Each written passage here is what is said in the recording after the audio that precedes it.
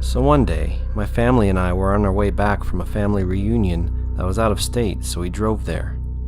Anyways, on our way back, we didn't come across any non-shady looking gas stations, so we decided to just stop at an Arby's to use the restroom.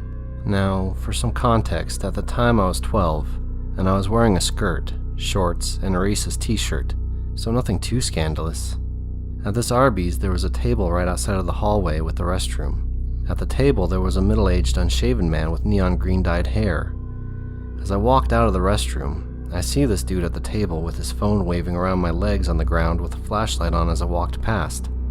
Noticing this, I got really scared and I walked up to my mom. Afraid to tell her, but I got the courage to say loudly so he could hear, "Mom, that man right there is a pervert. He took pictures under my skirt." He immediately showed the home screen of his phone, as if he didn't do it, but then said, "I deleted it."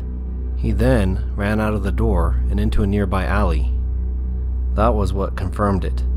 I ran outside to my dad, who was in the car, and told him quickly. My father was furious, and he tried to catch him, but he was already too far gone.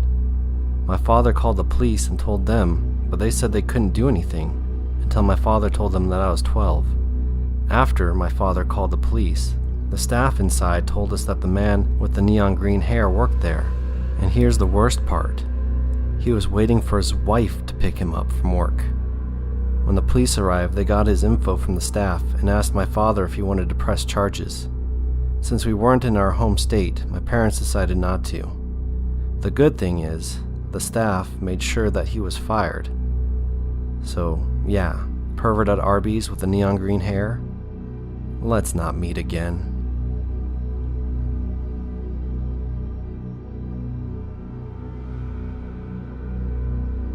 Okay, here it is.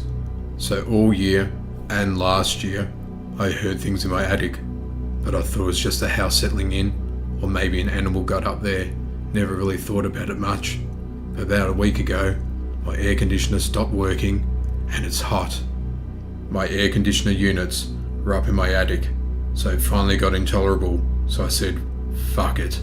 I'm going up to look at the unit, to see if I can fix it. But when I got up there, the unit was completely fucked, like someone destroyed this thing, so I'm freaking out, pissed, thinking it was the air conditioner people. But then I start looking around my attic.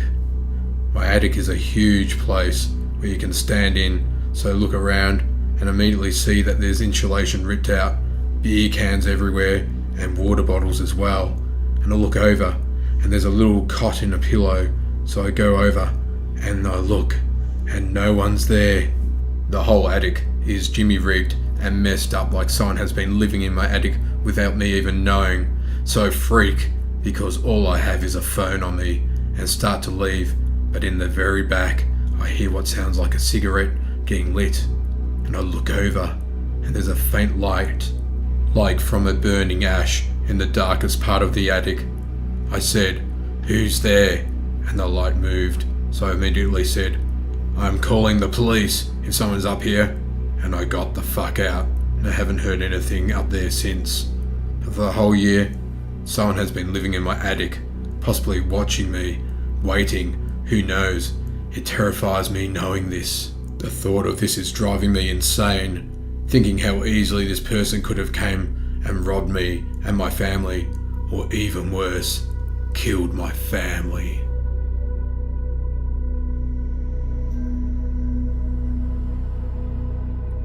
When I was about 6 years old, around 2004, my mom started taking my sister and I to Dr. Daniel's pediatric dental office.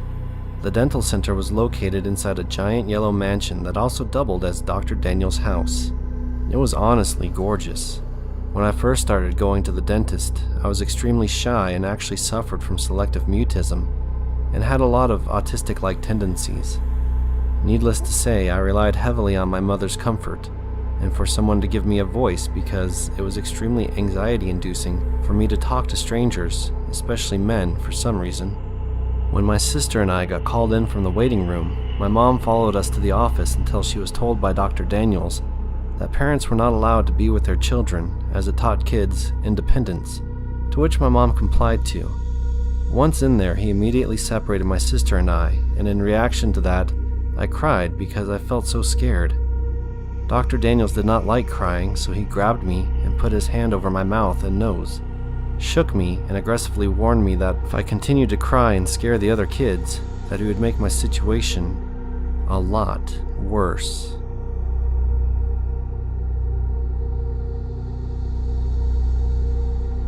I am 22, and this incident happened a year and a half ago. I had just moved into my first apartment and was in the process of moving in. The door that led to my apartment locks itself automatically when closed. So I was going to the entrance of the apartment complex to get my mail while talking on the phone with my boyfriend.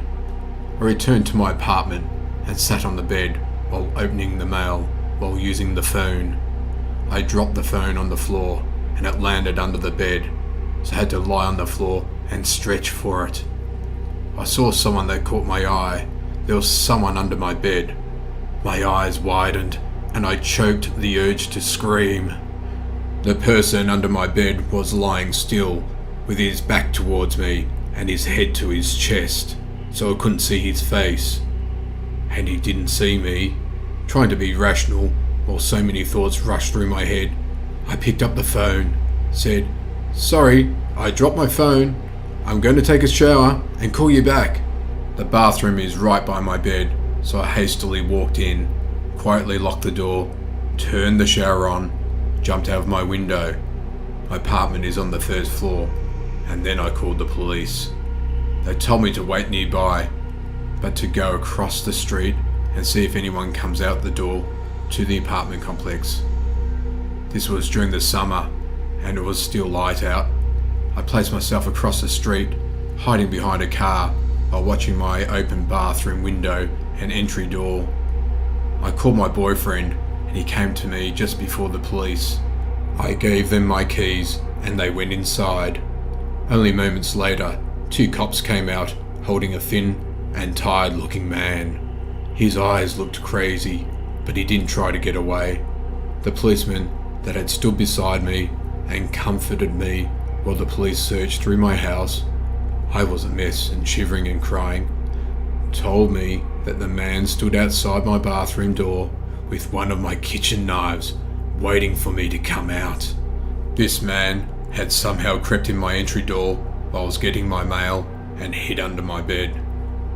The man that was trying to hurt me turned out to be a homeless person and was placed in a mental hospital. My boyfriend moved in with me the very next day.